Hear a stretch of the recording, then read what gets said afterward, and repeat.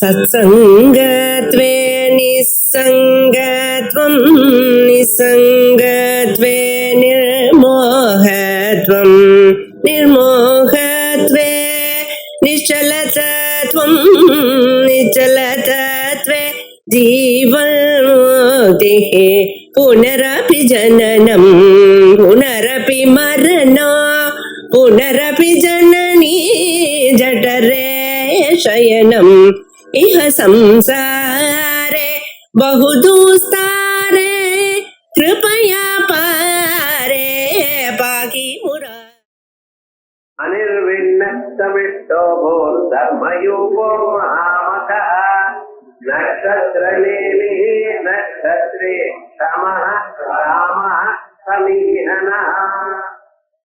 பகவானுடைய பவித்திரமான நாமாக்கள்ல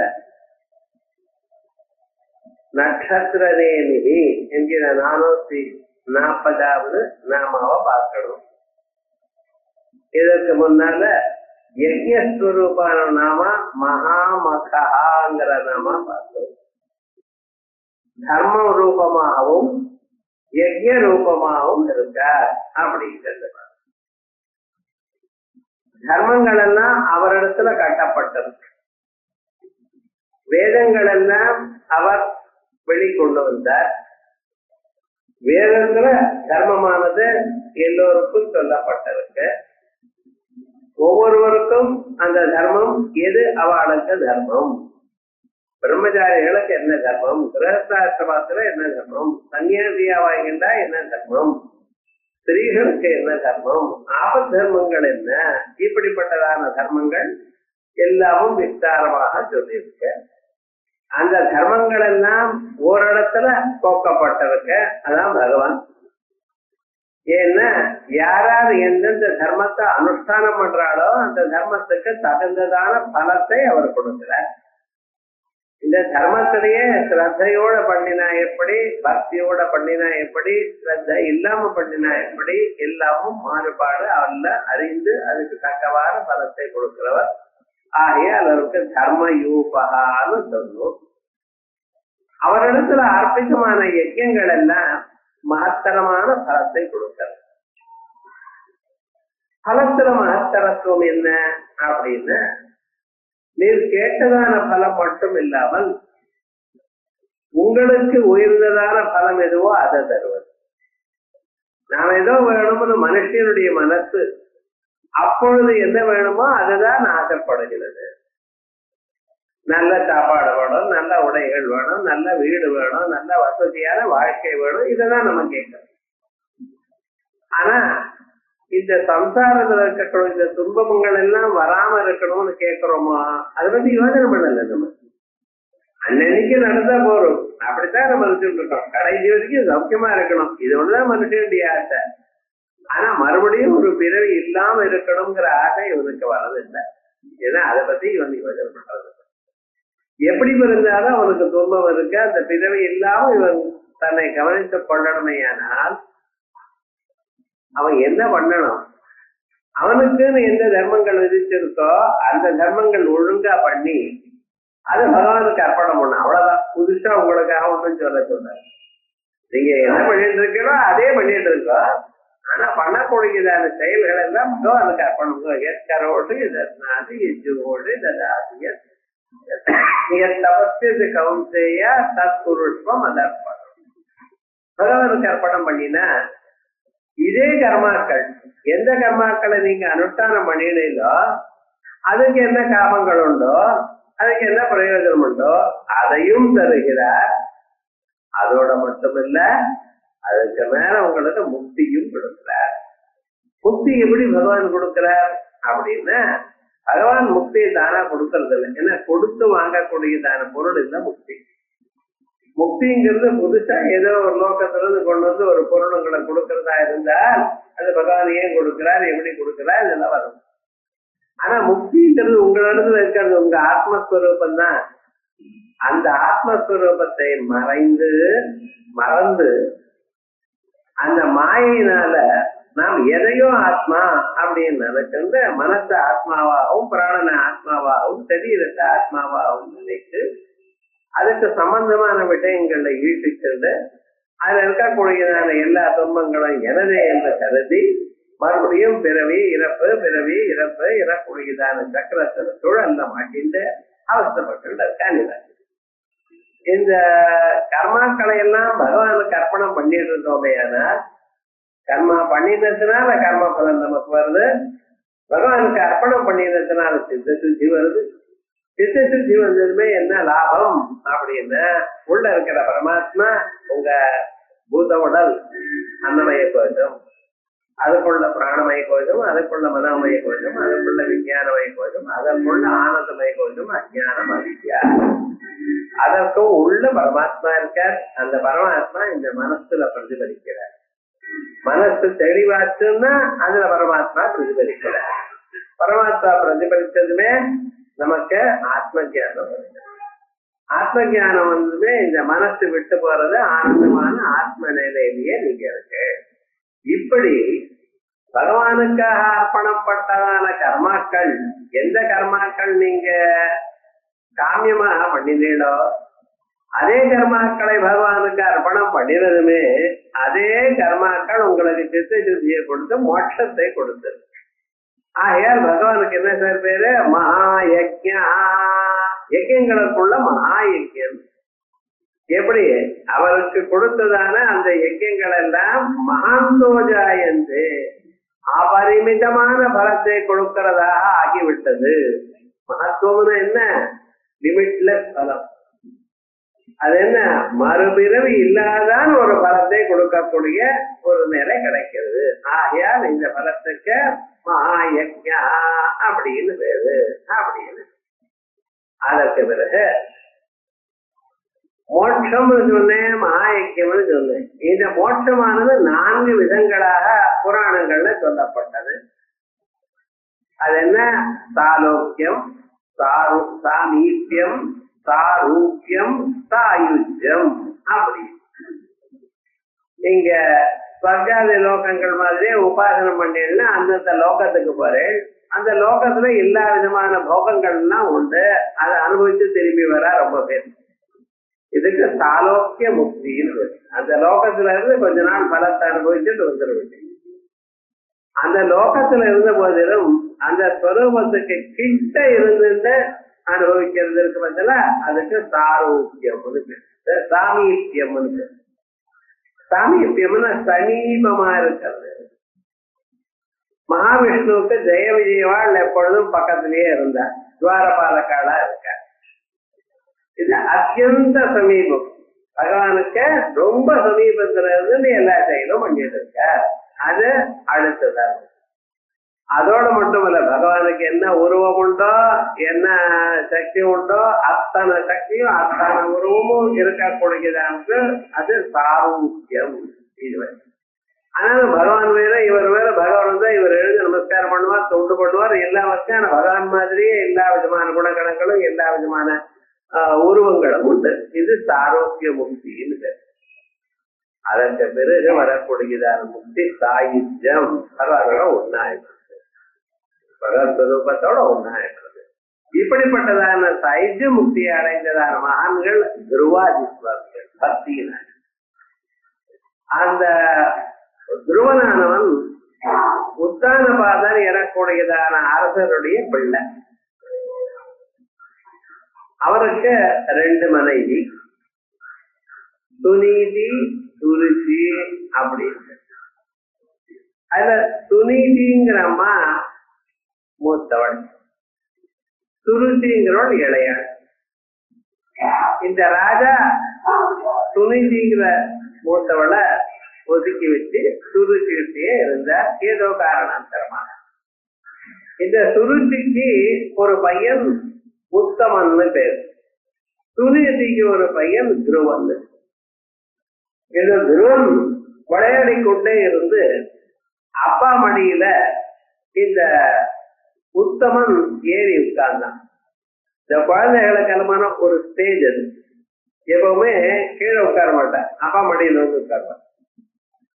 ஒரு 4-5 வருஷம் வரைக்கும். அதுக்கப்புறம் என்னன்னா, அதுக்கப்புறம் அப்பாவுக்கு எதிர்க்க வந்து உட்காருவோம். அந்த ஒரு வயசுல மட்டும் கீழே உட்காரணும் சொன்னாலும் கேட்க மாட்டான். அப்பா மடியில் தான் உட்காரணும் அப்படின்னு. அது இந்த உத்தமன் அப்பா மடியில உட்கார்ந்து இந்த திருவனும் அப்பா மடியில உட்காரணும் அப்படின்னு எதிர்பார்த்தான். ஏறினா அதுக்குள்ள என்ன பண்ணிட்டு அந்த இலைய துருச்சி கீழே தள்ளி விட்ட. தள்ளி விட்டு நீ அப்பா மடியில உட்காரப்படாது. ஏனப்பா உதரே கிரீடா, நீ என் வயத்துல பறக்கலையோன்னா என் வயசுல பிறந்தாத்தாப்பா அப்பா மடியில உட்காரலாம் அப்படின்னு தள்ளி விட்டார். சின்ன வயசுல 5 வயசு குழந்தைக்கு என்ன புரிய போறது? இருந்தாலும் குழந்தைகளுக்கு ஏதாவது கஷ்டம் வந்தா அம்மா கிட்ட தானே வந்து அழுவா. அம்மா கிட்ட வந்தான். இது போல சொன்னதுன்னு அம்மா சொன்னா கரெக்டு. நான் என்னதுமா பண்ணி பார்த்தேன்.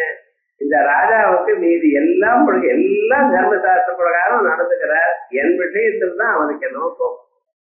ஜென்மாந்தரத்துல என்ன பாபம் பண்ணினேன்னு நான் தெரியல.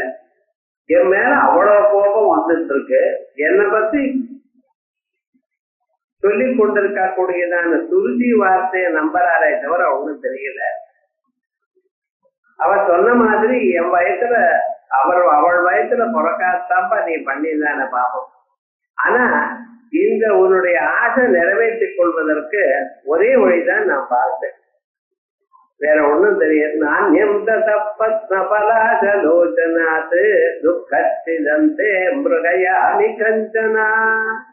அந்த தாமர கண்ணனா இருக்கக்கூடியதான பரமாத்மா அவரை தவிர உலகத்துல இந்த துன்பத்தை போக்கடிக்க கூடியதான ஆசாமி யார் இருக்காரு தெரியல. எனக்கு சாதனம் தெரியல. அப்படி அடுத்ததுல அம்மா வார்த்தை அந்த குழந்தைக்கு மனசுல தைச்சு. அதோட மட்டும் இல்ல, அந்த குழந்தை சத்திரிய குழந்தை.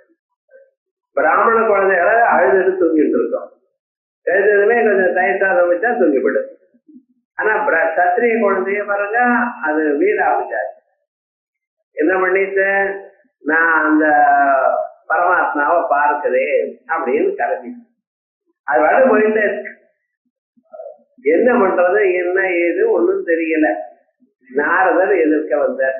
எப்பவுமே பார்க்க நீங்க சீரியஸா டெஸ்ட் எடுத்தா பகவான் நிச்சயமா அனுகிரகம் பண்றார். நமக்கு அந்த சின்சிரிட்டி இல்ல. ஆகையால் நம்ம என்ன பண்ணிட்டு இருக்கோம், அங்கேயே அதிலே உட்காரும்.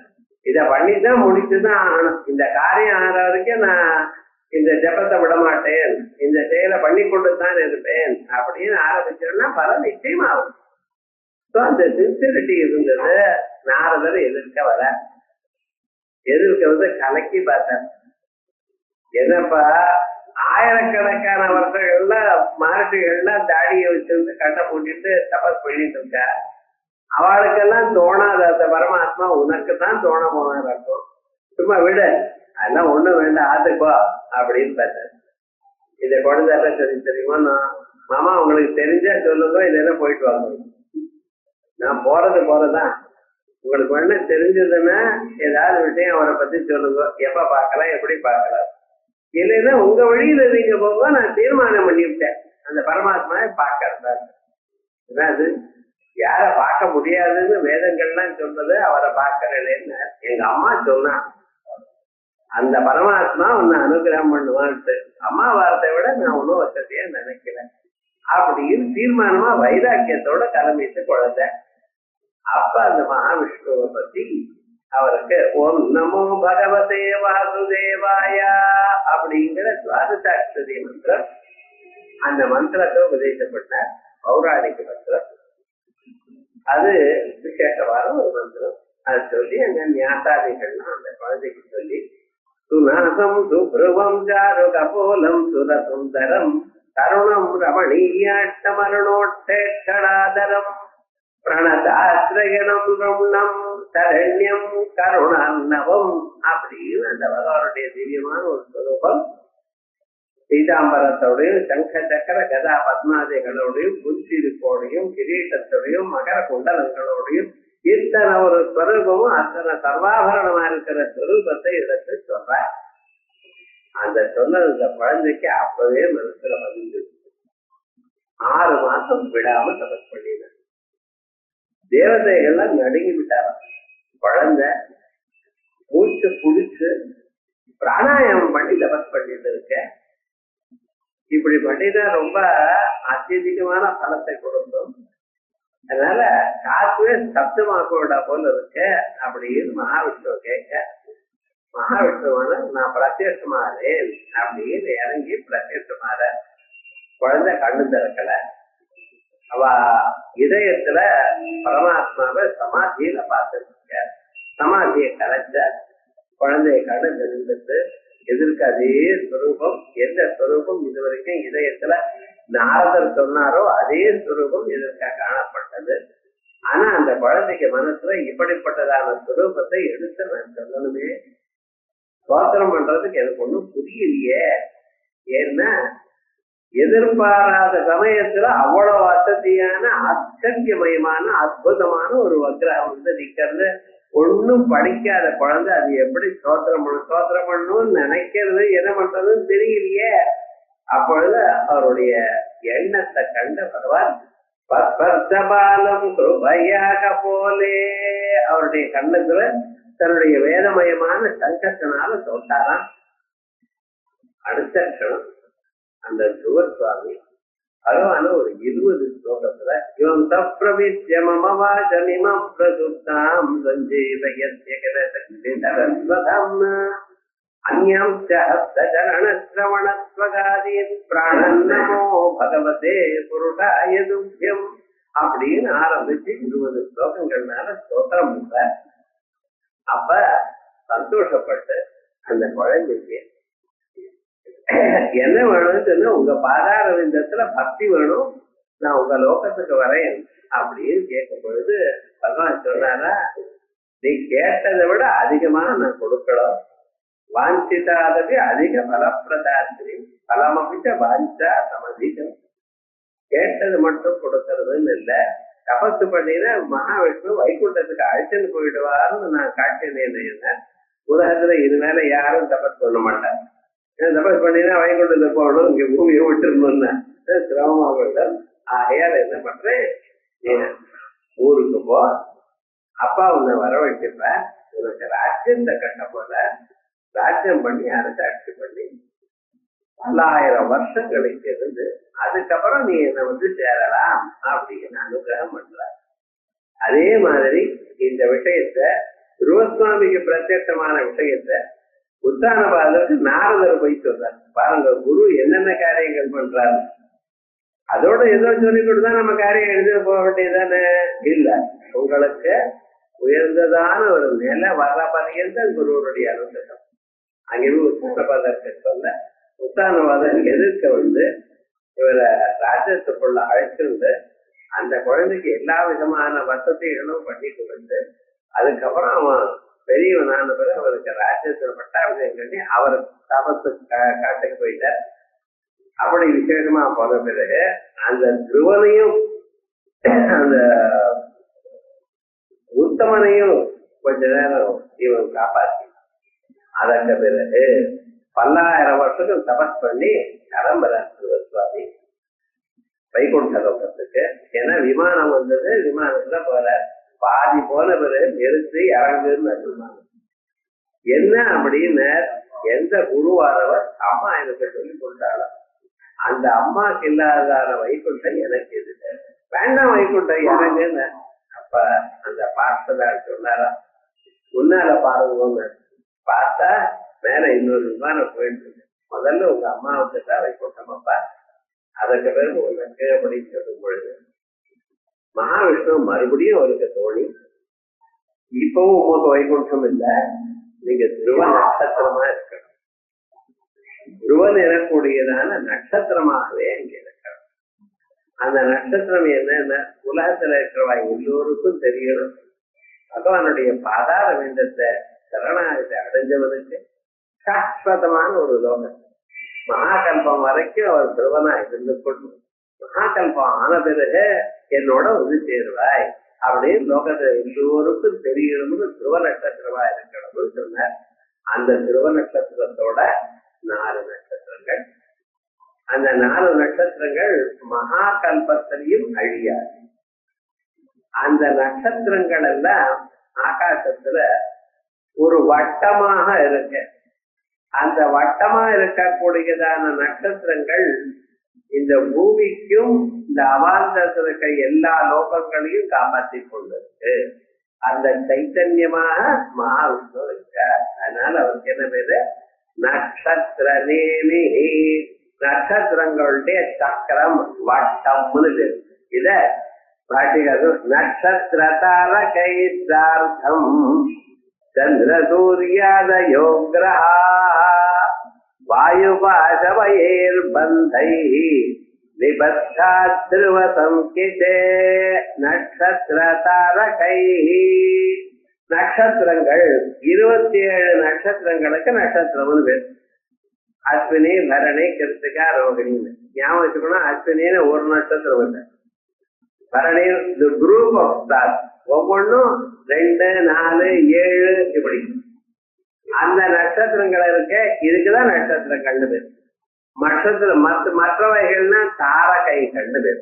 நட்சத்திர தாரகை சார்த்தம் சந்திர சூர்யாதயோ கிரஹா.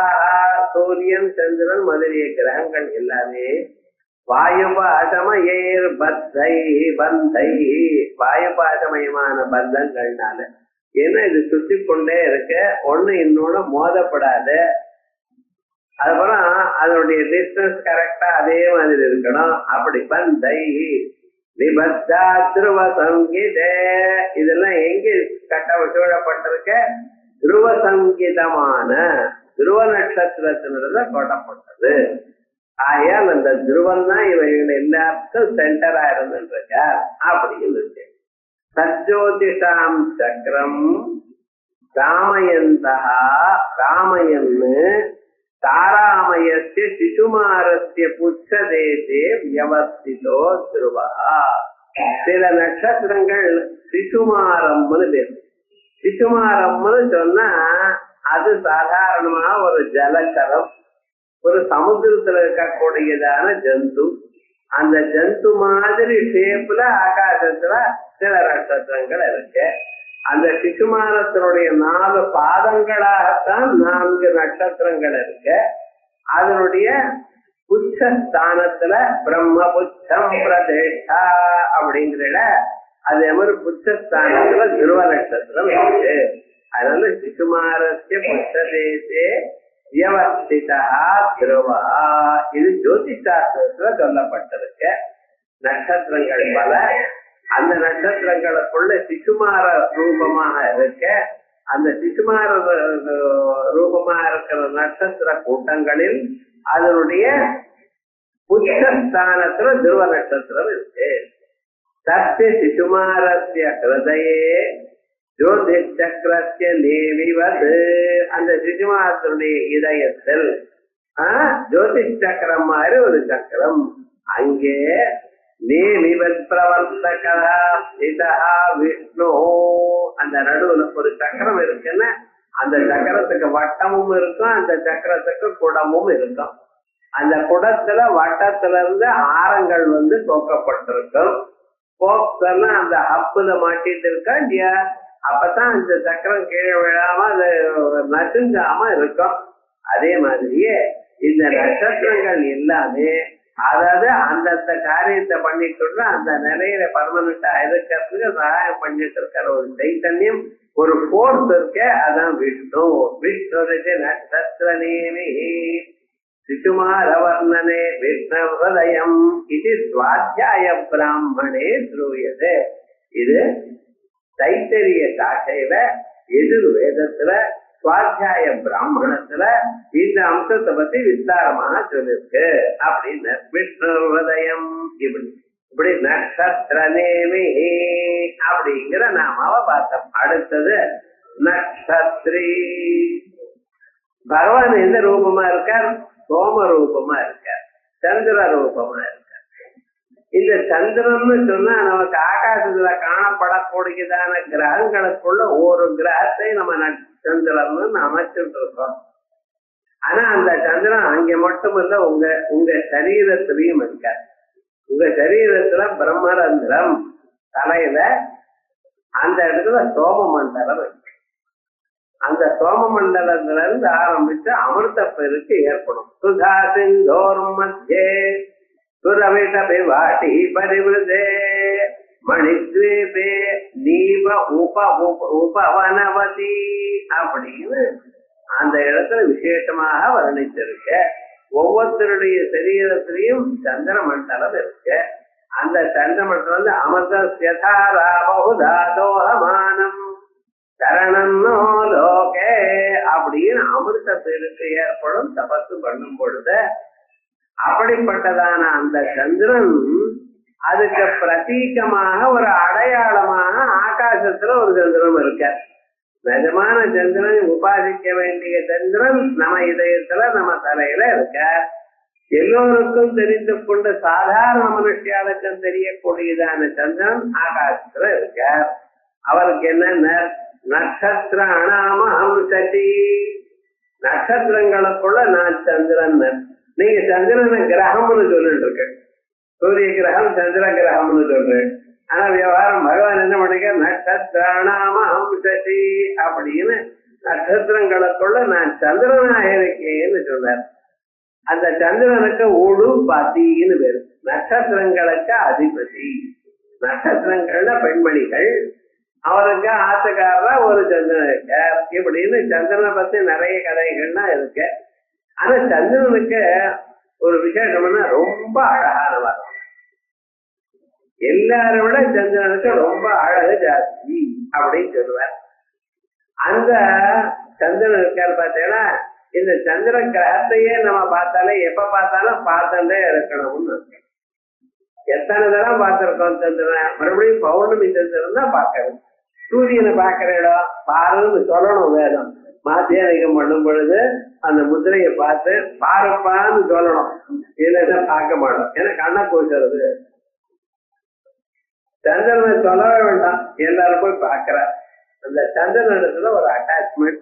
எல்லோருக்கும் சந்திரனை பார்க்கணும், காணணும். அவருடைய ஒரு ஒளியானது நமக்கு நன்மையை கொடுக்கறது. அந்த நிலாயில ஆனந்தமா இருக்கும். அந்த சந்திரன் இருக்கார் பார்த்தீங்களா, அவர் என்ன அந்த நட்சத்திர ரூபமான சைத்தன்யமாக இருக்கார். சந்திர ரூபேண நட்சத்திரி, சந்திர ரூபமா இருந்து கொண்டு நட்சத்திரங்களுக்கெல்லாம் அதிபதியா இருந்துட்டு இருக்க. நட்சத்திராணாமஹம் சதி இது பகவத் வசனா. எல்லா நட்சத்திரங்களுக்கும் அந்தந்த நட்சத்திரங்களுக்கு என்னென்ன ஒரு சக்தியை கொடுக்கணுமா அதெல்லாம் சந்திரனிடத்திலிருந்து வருதுங்கிறது சித்தாந்தம். சந்திர ரூபமா இருக்கு, சூரிய ரூபமா எல்லா சக்தியும் இருக்கு. பானுமண்டல மத்தியஸ்தா வைரவி பகவாதினி அப்படின்னு சூரிய மண்டலத்துக்குள்ள அம்பாளுக்கு இருப்பிடம் இருக்கு. அதே போலயே சூரிய மண்டலத்துல தேயஸ்ததா சவித்ரு மண்டல மத்தியவர்த்தி நாராயண சரசிஜாதன சன்னிவிட்ட அப்படின்னு சூரிய மண்டலத்துக்குள்ள சாட்சாத் மகாவிஷ்ணுவும் அங்க இருக்கிறதா சொல்லப்பட்டிருக்கு. அதே போல சந்திர மண்டலத்திலையும் அத்தனை தேவதைகளும் உண்டு. அந்த சந்திர மண்டலத்தினுடைய ஸ்வரூபம் ஜாஸ்தி அதை சொல்றது. ஆகையால் நட்சத்திரனேமே நட்சத்திரி அதற்கு பிறகு வல்லவர்னு அர்த்தம். எந்த காரியத்தை பண்ணணும்னாலும் அதுக்கு தகுந்த சாமர்த்தியம் பகவானிடத்துல இருக்கு. சமர்த்த காரியேஷு சமர்த்தா க்ஷமா. இது பார்க்கணும். சில பேருக்கு சிலது தெரியும், சிலது தெரியாது. என்ன சுவாமின்னு அது அப்படித்தான். பெரிய எலக்ட்ரிக்கல் டிரான்ஸ்பார்மரை எரெக்ட் பண்ணுவேன். ஆத்துல ஃபியூஸ் போச்சுன்னா எலக்ட்ரிஷியனை கூப்பிட்டுருக்கிறான். அதெல்லாம் பண்ணிட்டு இது பண்ண இது நமக்கு தெரியாது சார் இருக்கிறேன். அதெல்லாம் டிரான்ஸ்பார்மர்லாம் எரெக்ட் பண்ணல. இதுதானே அங்கே பெரிய எடுத்து வந்தது. பெரிய அளவு தான் எனக்கு பண்ண முடியும், சின்னதா பண்ண முடியாது. என்ன அப்படி? அது அப்படிதான். கல்யாணத்துக்கு சமைக்கிறார் ஒரு குக். நம்ம ஆத்துல ஒரு விசேஷம் இருக்கு, ஒரு 10 பேர் வருவாங்க. 10 பேருக்குலாம் பண்ண முடியாது சார். மினிமம் 1000 பேருக்கு தான் பண்ண முடியும். ஏன்னா நமக்கு உப்பு அவ்வளவுதான் திட்டம் வரும். அவ்வளவு உப்பு கொட்டினாருன்னா நீங்க சாப்பிட முடியுமோ? முடியாது. ஆனா விவகாரம் என்னென்ன அதே போல சிறுகா பண்றவாளுக்கு பெருசா பண்றது கஷ்டம். இதே மாதிரி ஒவ்வொன்றுமையும் சில பேருக்கு சில சாமர்த்தியம் இருக்கும், சில சாமர்த்தியம் இருக்காது. எங்க பரமாத்மா எப்படின்னா எல்லாத்துலயும் சாமர்த்தியம் உண்டு அவருக்கு. சமஸ்த கர்மாக்கள்லயும் அவருக்கு சாமர்த்தியம் உண்டு. ஆகையால் சமஸ்த காரியேஷு சமர்த்தா. இந்த உலகத்தை உண்டு பண்றது, உலகத்தை காப்பாற்றுறது, உலகத்தை தன்னிடத்துல கொள்வது, உலகத்தில் இருக்கிற ஒவ்வொரு பிராணிக்கும் அனுகிரகம் பண்றது, அவளுக்கு அந்தந்த சமயத்துல தன்னுடைய ஸ்வரூபத்தை மறைக்கிறது, என்ன வேணா எல்லாமும் பண்ணுவார். எந்த பிராணி எந்த சமயத்துல எப்படி இருந்தாலும் அந்த சமயத்தை காப்பாற்றணும், பக்தாளை காப்பாற்றுறது, சரணாகதி அவளை தன்னிடத்துல சேர்த்து கொள்றது, யாருக்கு பக்தி இருக்கோ அவளுக்கு முக்தியை கொடுக்கறது, இப்படி சமஸ்த காரியங்களை யாரிடத்திலையும் பாகுபாடு இல்லாமல் பண்ணக்கூடியதான ஒரு மகாத்மா அவர். ஆயால் அவர் அதுல க்ஷமா சாமர்த்தியம் உள்ளவர். இது மற்ற தேவதைகளுக்கோ மற்றவர்களுக்கோ எந்த ஒரு சாமர்த்தியம் இருக்கணும். ஏன்னா அந்த சாமர்த்தியம் இவரிடத்திலிருந்து வரணும். இந்த ஜோதிஷத்திலிருந்து ஒரு சாமர்த்தியத்தை எடுத்துக்கொண்டுதான் சூரியன் ஒழிக்கிறார். அதே போல சந்திரன் ஒழிக்கிறார்னா இவரிடத்துல ஒளியை கொண்டுதான். யதாதித்யகதம் தேஜ ஜகத்வாசயதே கிலம் யச்சந்திரமசி யச்சாக்ரௌ தத்தேஜோ வித்தி மாமகம். சூரிய மண்டலத்தில் இருக்கக்கூடியதான ஒளியானது என்னுடைய ஒளி சூரியன் கொஞ்சம் கடன் வாங்கிட்டு போயிருக்கார். சந்திரனிடத்தில் இருக்கிற ஒளியானது அவர்கிட்ட கடன் வாங்கிட்டு இருக்கார். அதே மாதிரி சர்வமும் எல்லா சக்தியும் அந்த பரமாத்மா நடத்திலிருந்து வந்ததான ஒரு ஸ்வரூபம் தான். ஆனா வசுதா அந்த பரமாத்மா சக்தியை கொடுக்கலைன்னா இது ஒண்ணும் பண்ண முடியாது. ஒரு நாளைக்கு தேவதைகளும் அரக்கர்களும் அவ சண்டை போட்டு தேவதைகள் ஜெயிச்ச பிறகு தேவதைகளுக்கு ஒரு கர்வம் வந்துட்டான். அஸ்மாகமேவாயம் விஜயா அஸ்மாகமேவாயம் மகிமா. இந்த ஜெயமெல்லாம் எங்களுக்கு. இவாளுக்கு ஒரு வார்னிங் கொடுக்கணும்னு பூலோகத்துல இருந்து தேவலோகம் வரைக்கும் ஒரு ஜோதிஷ் இருந்தா போல இருந்து தோணி. இல்லாத ஒரு பொருள் அங்கே வந்ததுன்னா நமக்கு டக்குன்னு ஒரு பயம் தானே. அது ரொம்ப பயந்தவா தேவதைகள். அரக்கர்கள் அப்படி பயத்தை ஊட்டி இருக்காவா, அடி அடின்னு அடிச்சிருக்கா. என்ன புத்தா இருந்தாலும் ஒரு பயம் ஒண்ணும் தெரியாது. ஏன் என்ன ஆகுமோன்னு அக்னியை போய் கேட்கும் பொழுது கேட்டுட்டு வாங்குற. அக்னி போனதுமே என்ன செஞ்சார், இவருக்கு இருக்கக்கூடியதான எல்லா சக்தியும் கொஞ்சம் பேச முடியல. யாரப்பா நீ அப்படின்னு கேட்கறது வருது.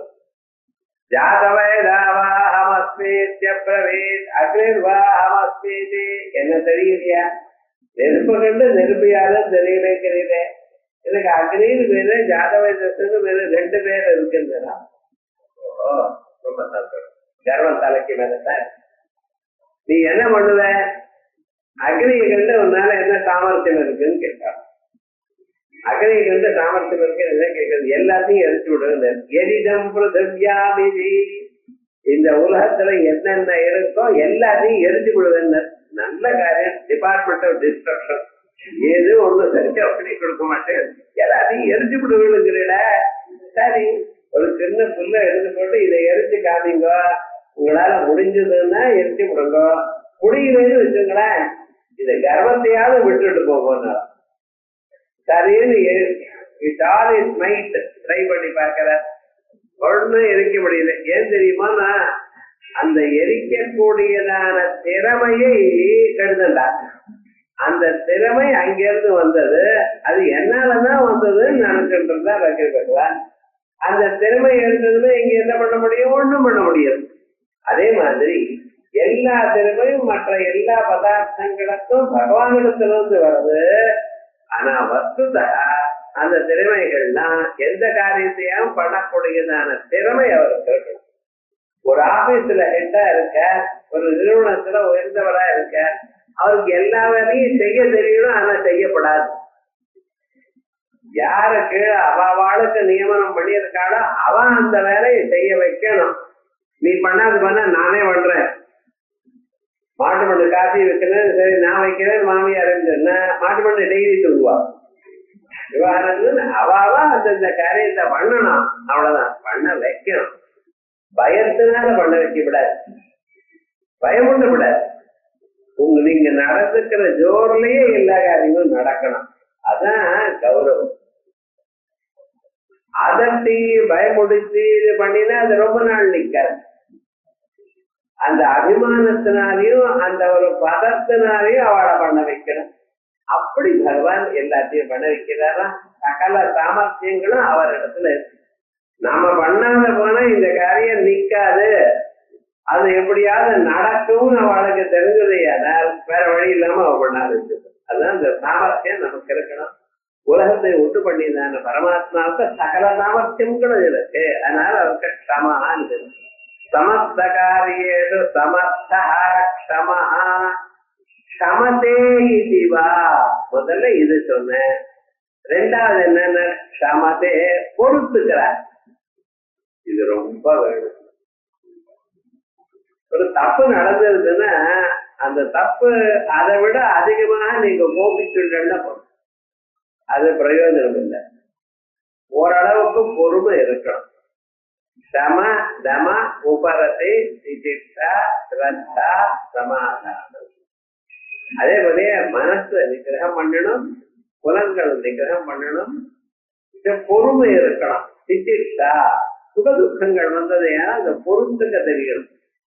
அந்த அப்பளம் மாதிரி கொதிச்சுட்டே இருந்ததுன்னா என்ன பிரயோஜனம் பாருங்க.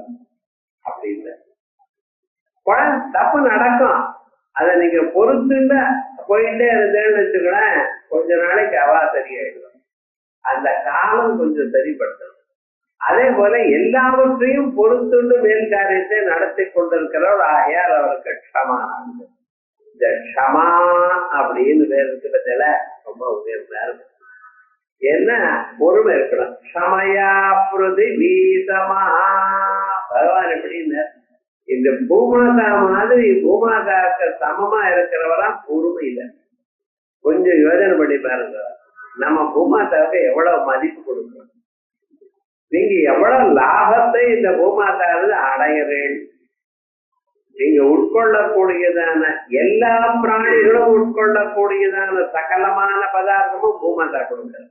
யாரா ஒருத்தர் இருக்கு, யாரா இருந்தாலும் சரி, நல்லவனோ கெட்டவனோ யார் இருந்தாலும் அந்த பூமாதா கிட்ட வரக்கூடியதான 6 சுவைகள் எல்லாமும் அங்கிருந்தா வருது. நீங்க அணிகிற ஆடைகள் எல்லாம் அங்கிருந்தா வருது. ஏன்னா அதுல இருந்து வரக்கூடியதான பதார்த்தங்கள் பஞ்சு இவைகள் தானே இதெல்லாம் வந்துட்டு இருக்க. பசுபட்சாதிகளும் அதை பறந்துட்டு அதுக்கப்புறம் ஒரு நாள் பூமாதார வந்து பூமியில உட்கார வேண்டியதுதான். மரத்துல உட்கார்ந்து இருக்கிற பூமியில உட்கார வேண்டியதுதான். எனக்கு பூமியினுடைய சகாயம் வேண்டியது இல்லைன்னு யாராவது ஒருத்தராவது சொல்ல முடியுமா? ஆனா இந்த மனுஷன் என்ன பண்றா தெரியுமா, நான் அந்த பூமியை நோண்டிட்டு இருக்கேன். ஒரு பின் எடுத்து உங்களுக்கு நோண்டினா எப்படி இருக்கும் உங்களுக்கு யோஜனை பண்ணி பாருங்க. நம்ம இதுக்காக பெரிய பெரிய மிஷன் போட்டு அதுல எவ்வளவு சத்தம் பண்ணி அதுல வந்து கர்தர்லாம் உள்ள இறக்குறான் பார்த்தேடா, அப்பதான் ஸ்ட்ராங்கா நிக்குங்கிறான். எவ்வளவு வெயிட்ட மேல தூக்கி வைக்கிறான். அத்தனை காரியமும் நடக்கிறது. எல்லாம் பொறுத்துட்டு இருக்க அளவுலயும் பூமார் ஒரு தடவை ஒரு சிரிச்சால்னா என்ன ஆகுன்னா, ஒரு செலும்பு சிரிச்சால்னா எல்லாம் கீழே விழுந்துரும்னு இருக்கக்கூடாது. ஜனங்கள் சௌக்கியமா இருக்க. அப்படி அந்த பூமாதானத்துல எவ்வளவு அசக்கியம் பண்றான், என்ன காரியங்கள் நம்ம பண்ணிருக்கா, பொறுத்துட்டு இருக்காளா இல்லையா? அதே மாதிரிதான். ஏன்னா இவாள்லாம் நம்ம குழந்தைகள் ஏதாவது பண்ணினா நம்ம பொறுத்துக்கிறோமோ இல்லையா? அந்த அளவுக்கு பொறுமை. அந்த பொறுமையும் பகவான் பூமாதாக்கு தான் கொடுத்தார். அதனால க்ஷமயா பிருதிவி சமா. ராமாயணத்துல ராமனை சொல்லும் பொழுது இந்த குணம் சொல்ற. அவருக்கு பொறுமை இருக்கு பார்த்தா பூமாதா போன்றதான ஒரு பொறுமை அப்படின்னு விசேஷமா சொல்ல. லோகே குணவான் வீரியவான். ராமாயணம் ஆரம்பிக்கிற காலத்திலேயே நாரதரை கேட்கிற, இந்த உலகத்துல எல்லா விதமான குணகணங்களும் இருக்கிறவா, அப்படிப்பட்டவர் இப்பொழுது இருக்காரா? சாம்பிரதம் லோகே. அதுதான் பகவான் இருந்தார், அங்க இருந்தார், அன்னைக்கு இருந்தார். இந்த கதையெல்லாம் சொல்லாதீங்க. குணவான் கர்த்த வீரியவான, குணவானாகவும் வீரியவானாகவும் தர்மசாலியாகவும் அத்தனை குணங்களோட கூடி இருக்கிற ஒருத்தர் இருக்காரா அப்படின்னு கேட்டா இருக்காரப்பா அப்படின்னு ஆரம்பிச்சு ராமன விசேஷமாக சொல்றார் நாரதர். இப்படி நாரதருடைய உபதேசத்துல இருந்து வால்மீகிக்கு எல்லாம் கிடைச்சது. கடைசியில அந்த உபதேசத்தினாலேயே தமசா நதியில அவர் ஸ்நானம் பண்ணிட்டு இருக்கும் பொழுது 2 பட்சிகள்ல ஒரு பட்சியை கொண்டதுமே அவருக்கு கோபம் வந்து மனிஷாத பிரதிஷ்டான்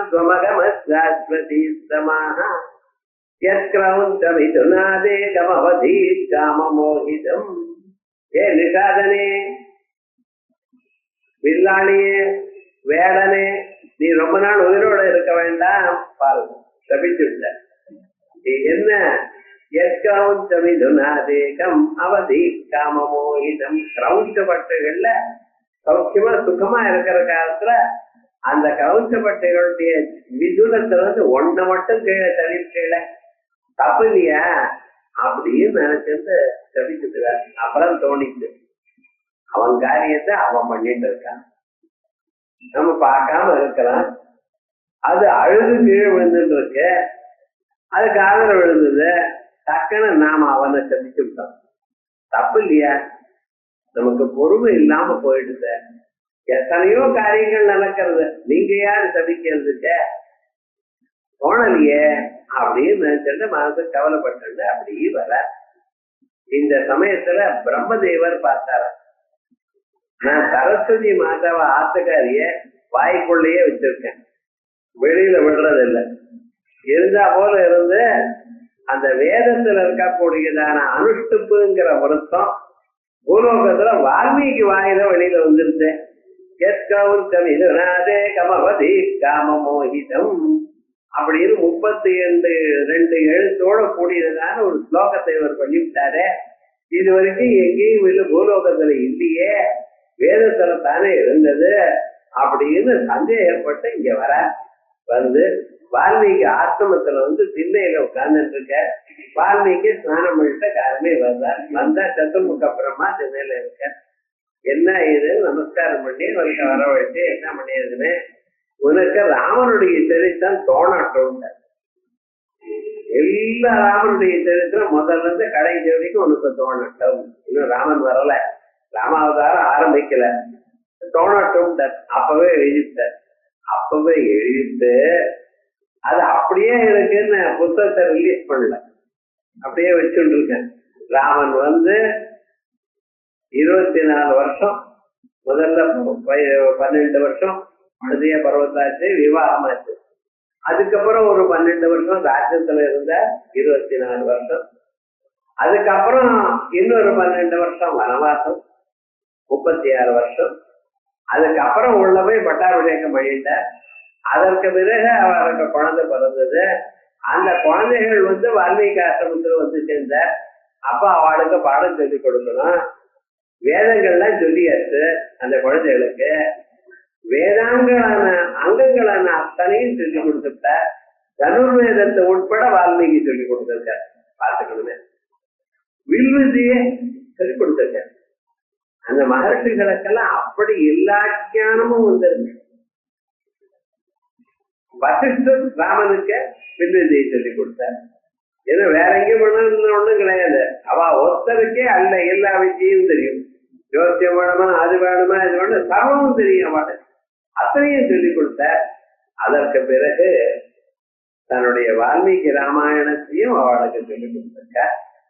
சொல்லி கொடுத்ததுன்னு இவன் என்ன பண்ணினாரா, அவளுக்கு வந்து குஷீலவோ குதலவ நாமகாரிணோ. குஷீலவன பாட்டுக்காரன்.